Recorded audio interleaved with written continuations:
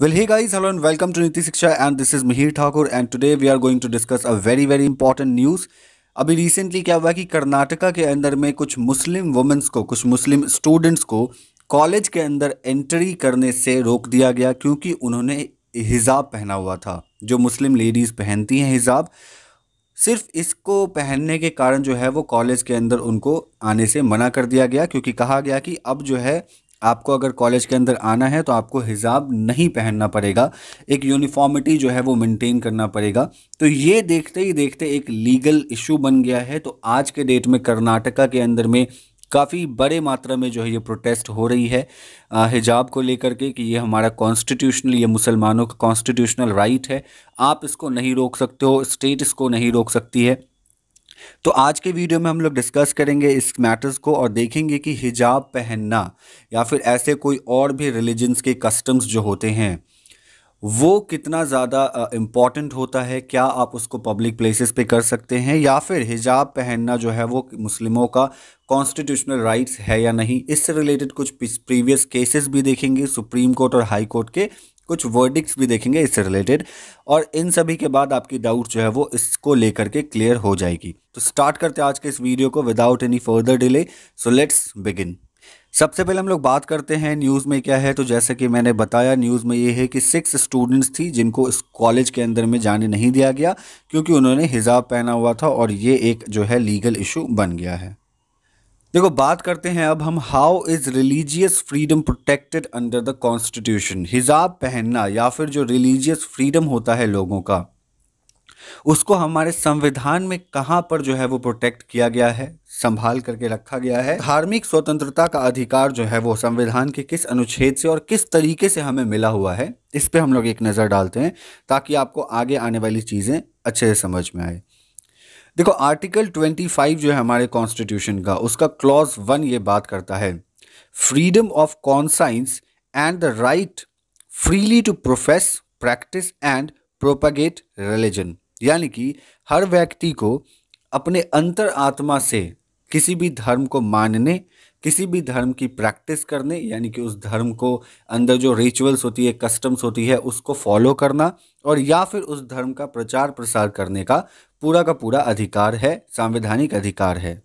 ये राइट्स जो है वो एक तरीके का नेगेटिव लिबर्टी भी कहा जाता है। क्यों? क्योंकि स्टेट के पास ये पावर होती है कि वो आपके इस राइट्स को रेस्ट्रिक्ट कर सकता है या फिर रोक सकता है, इंटरफेयर आज कर सकता है, अगर कुछ ऐसी सिचुएशंस होती है कुछ बेसिस पे। कौन कौन सी सिचुएशन पे? जैसे बाकी के और फंडामेंटल राइट्स में जैसे स्टेट रिस्ट्रिक्शन लगा सकते हैं, पब्लिक ऑर्डर पे, decency, morality, health and other state interest. अभी देखो, हाल ही में क्या हुआ था कि कोविड का 2020 से जो है वो शुरुआत हुआ, तब आपने देखा होगा कि काफ़ी सारे फेस्टिवल्स और काफ़ी सारे मंदिर जो हैं, मस्जिद हैं, जो भी वर्शिप की प्लेसेस हैं, उन सभी को क्लोज़ कर दिया गया था, और कई सारे ऐसे फेस्टिवल्स थे जिन पे भी रोक लगा दिया गया। तो यहाँ पे क्या हुआ कि स्टेट जो है वो इंटरफेयर करी आपके रिलीजियस फ्रीडम में, ताकि पब्लिक ऑर्डर और हेल्थ को जो है वो मेंटेन किया जा सके, बेटर बनाया जा सके। तो अगर ऐसा कभी कोई सिचुएशन होता है तो उस वक्त में स्टेट इस राइट्स को भी रेस्ट्रिक्ट कर सकती है और इस राइट्स पे भी ऑब्स्टेकल्स डाल सकती है और इंटरफेयर कर सकती है। ओके, तो आपको राइट्स तो मिला हुआ है, लेकिन इसका मतलब ये नहीं कि आप धर्म के नाम पे कुछ भी कभी भी कहीं भी कर सकते हो। ठीक है, आगे देखते हैं। आर्टिकल 25 के ही नेक्स्ट क्लॉज में ये बात करी गई है फ्रीडम ऑफ कॉन्साइंस की। फ्रीडम ऑफ कॉन्साइंस का मतलब होता है कि अपने इनर फ्रीडम जो होती है, अंतर आत्मा से जो होता है, आप किसी भी इंडिविजुअल को ये अधिकार है कि वो किसी भी तरीके की गॉड्स और क्रिएचर्स को, अपने वर्शिप को मान सकता है और कहीं पे भी अपने रिलीजन का प्रैक्टिस कर सकता है। इसी क्लॉज में राइट टू प्रोफेस का भी दिया हुआ है। राइट टू प्रोफेस यानी कि आप अपने किसी भी रिलीजन को अगर मानते हो तो आप उसकी, मतलब जो भी आप जिस भी तरीके से वहाँ पे प्रे करना चाहते हो आप कर सकते हो उस रिलीजन के अकॉर्डिंग। ठीक है, राइट टू प्रैक्टिस भी दिया हुआ है कि उसके अंदर जितनी भी वर्शिप्स होते हैं, रिचुअल्स, सेरेमनीज, जो भी एग्जीबिशंस हो वगैरह आपको लगवाना है, जो भी आइडियाज़, जो भी बिलीव्स है आप किसी के साथ शेयर करना चाहते हो, ये सारी चीज़ें जो है वो आर्टिकल 25 आपको इन सभी चीज़ों का फ्रीडम देता है, इन सभी चीज़ों का अधिकार देता है। आर्टिकल 25 के नेक्स्ट क्लॉज में बात करी गई है राइट टू प्रोपैगेट की। राइट टू प्रोपैगेट मतलब होता है कि आप अपने धर्म का प्रचार प्रसार भी कर सकते हो, इसका भी अधिकार आपको इस कॉन्स्टिट्यूशन आर्टिकल में दिया गया है। लेकिन इन सभी राइट्स पे कुछ बेसिस हैं जो कि उस बेसिस पे आप पे रेस्ट्रिक्शंस लगाया जा सकता है, जिसके बारे में हमने पहले ही बात कर ली है।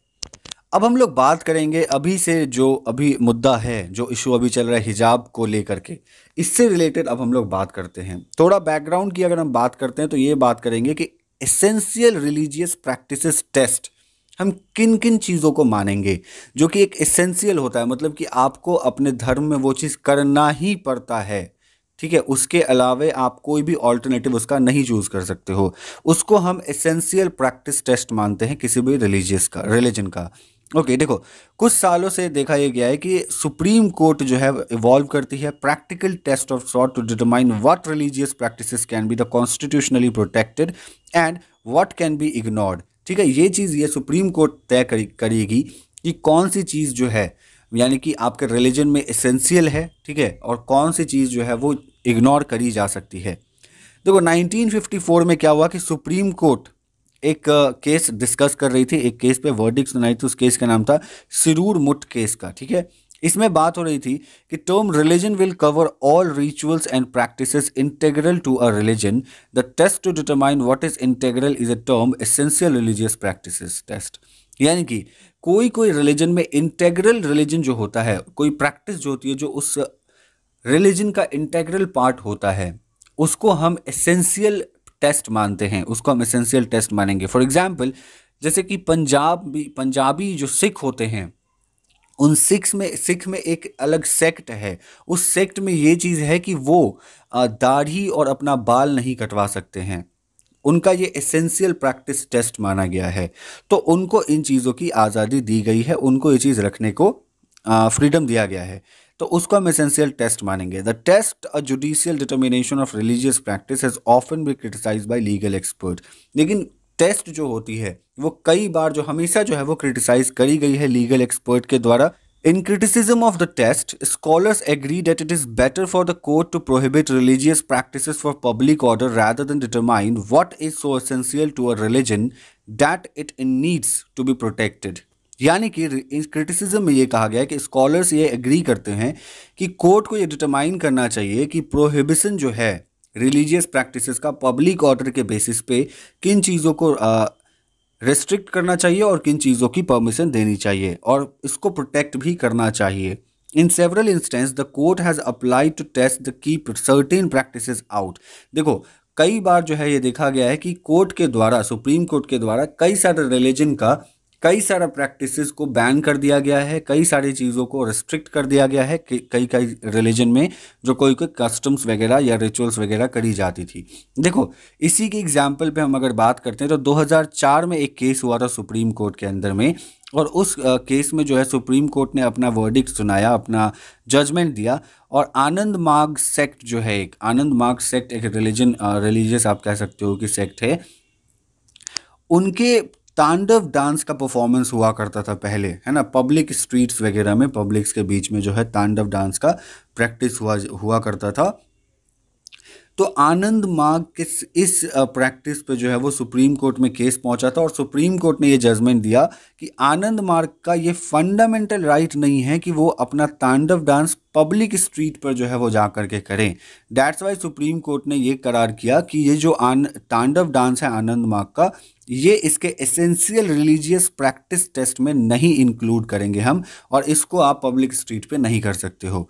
And then while these issues are largely understood to be the community based, देखो ये जो होता है कम्युनिटी बेस्ड होता है, ठीक है, there are instance in which the court has applied the test to individual freedoms as well. यानी कि ये बात याद रखो आप कि कोर्ट जो है वो कम्युनिटी बेस्ड तो बैन करती ही है किसी किसी चीज़ों को, लेकिन किसी किसी इंडिविजुअल को भी, रिलीजियस किसी ऐसे प्रैक्टिस को भी रिस्ट्रिक्ट कर सकती है।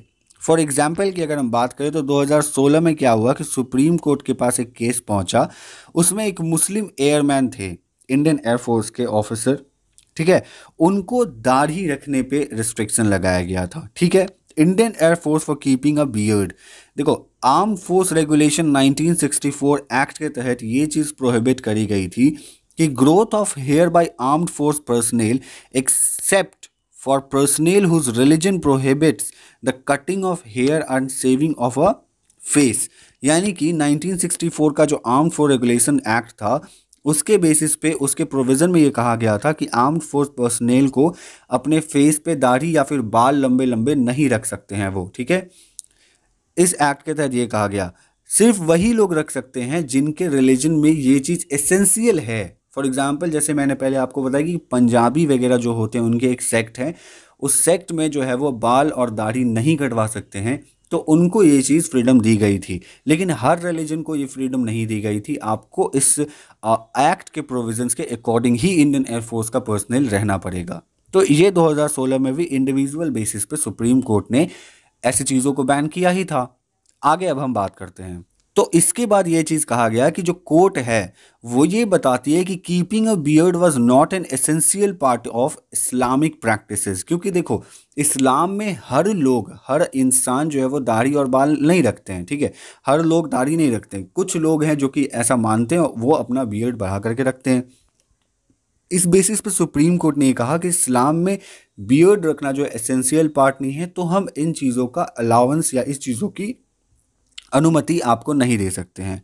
अब हम बात करते हैं अभी के इशू की। अगर हम बात करें तो हिजाब वाले बात की हम बात करते हैं कि क्या चल रहा है। देखो, जैसे कि मैंने पहले बताई, कर्नाटका में कुछ स्टूडेंट्स को हिजाब पहनने से रोका गया कॉलेज में एंट्री करने के लिए।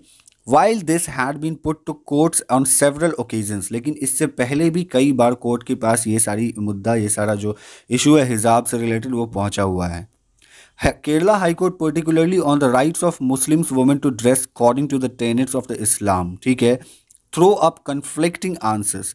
केरला हाई कोर्ट के द्वारा ये भी चीज़ कहा गया था कि मुस्लिम वुमेन के पास राइट जो है वो इस्लाम्स के अकॉर्डिंग्स, उसके इस्लाम्स के अकॉर्डिंग जो कपड़े पहनना है वो चीज़ उनका राइट्स है। इस पे भी जो है कई बार कन्फ्लिक्ट्स देखने को मिला। 2015 में एटलीस्ट 2 पिटीशन जो है वो फाइल की गई केरला हाई कोर्ट के सामने। क्योंकि उस वक्त क्या हुआ था कि देखो, all India pre medical entrance जो टेस्ट होती थी AIPMT, उसमें ये चीज़ प्रेस्क्राइब कर दिया गया था कि जो आप टेस्ट देने आओगे तो उसमें आपका एक यूनिफॉर्म होगा। यूनिफॉर्म कैसा होगा? लाइट कलर का क्लॉथ होना चाहिए, लाइट क्लॉथ होना चाहिए, हाफ स्लीव्स होनी चाहिए और not having big buttons. Buttons जो है उस क्लॉथ में बड़े नहीं होने चाहिए, किसी भी तरीके का ब्रोच या बैच नहीं होना चाहिए, फ्लावर्स नहीं होना चाहिए, और जो है वो सिंपल सलवार और ट्राउज़र वगैरह होना चाहिए, स्लीपर होना चाहिए। आप शूज़ पहन करके नहीं जा सकते हो टेस्ट देने। इस पे जो है वो केरला हाई कोर्ट के अंदर में एक पिटीशन फाइल कर दी गई थी और ये कहा गया था कि ये जो है आप ऐसा नहीं कर सकते हो। तो इस पे भी काफ़ी कन्फ्लिक्ट्स देखने को मिला था। उसके बाद अगर हम एक केस देखते हो तो CBSE के द्वारा जो है ये इंश्योर किया गया था कि आप अपने यूनिफॉर्म के अंदर में किसी भी तरीके का अनफेयर मेथड आप उसमें ऐड नहीं कर सकते हो, किसी भी तरीके का छेड़छाड़ आप अपने यूनिफॉर्म के साथ नहीं कर सकते हो। उसके बाद केरला हाई कोर्ट ने भी CBSE को डायरेक्ट किया कि आप जो है अपने एडिशनल मेजर्स जो होती है यूनिफॉर्म के साथ, उसको आप चेक कर सकते हो, चाहे वो कोई अगर मान के चलो रिलीजियस कस्टम्स को इंटेंशन में डालते हुए अपने ड्रेस में कोई ऐसा एडिशनल मेजर्स ऐड किया है। लेकिन उसके बाद क्या हुआ कि in Amna Bint Basheer versus Central Board of Secondary Education यानी कि CBSE का केस हुआ 2016 में, और इस मैटर को केरला हाई कोर्ट ने बहुत ही क्लोजली एग्जामिन किया। और एग्जामिन करने के बाद कोर्ट का ये डिसीजन आया था कि that the court held that the practice of wearing a hijab constitutes an essential religious practice but did not quash the CBSE rule. ठीक है, यानी कि ये चीज़ कहा गया केरला हाईकोर्ट के द्वारा कि जो हिजाब पहनना है वो मुसलमानों का एक एसेंशियल रिलीजियस प्रैक्टिस टेस्ट है और ये ऐसा पहन सकती हैं वुमेंस जो है मुस्लिम्स, और ये चीज़ CBSE के रूल्स को क्वैश नहीं करता, यानी कि खारिज नहीं करता है, किसी भी तरीके से हार्म नहीं करता है। The court once again allow for the additional measures, यानी कि कोर्ट जो है वो फिर से एडिशनल मेजर्स के लिए अलाउ कर दिया था। And safe guard put in place in 2015 में सेफ गार्ड वापस से इनको मिल गई थी। सो फाइनली हम लोगों ने करंट इशूज़ क्या है उसको भी देख लिया, समझ लिया, और साथ ही साथ कॉन्स्टिट्यूशन किस तरीके से हमें धार्मिक स्वतंत्रता का अधिकार देता है, कौन सा अनुच्छेद कॉन्स्टिट्यूशन के हमारे फ्रीडम ऑफ रिलीजन के बारे में बात करता है, और साथ ही साथ जो प्रीवियस कुछ केसेस थी और जो सुप्रीम कोर्ट और हाई कोर्ट की वर्डिक्ट्स आई है, उन सभी चीज़ों को हम लोगों ने कवर कर लिया। और अब आपको चीज़ें जो है वो साफ नज़र आ रही होंगी कि क्या इशू चल रहा है और क्या सही है और क्या गलत है। सो अगर आपको वीडियो पसंद आ रहा है तो चैनल को सब्सक्राइब करना बिल्कुल भूलना, साथ ही साथ बेल आइकन को प्रेस कर दो और लाइक करना, और जितना हो सके उतना शेयर करो। अब वीडियोस रेगुलर आएंगी. Sorry for being late. See you in the next one. Good bye. Take care. Mihir Thakur signing of.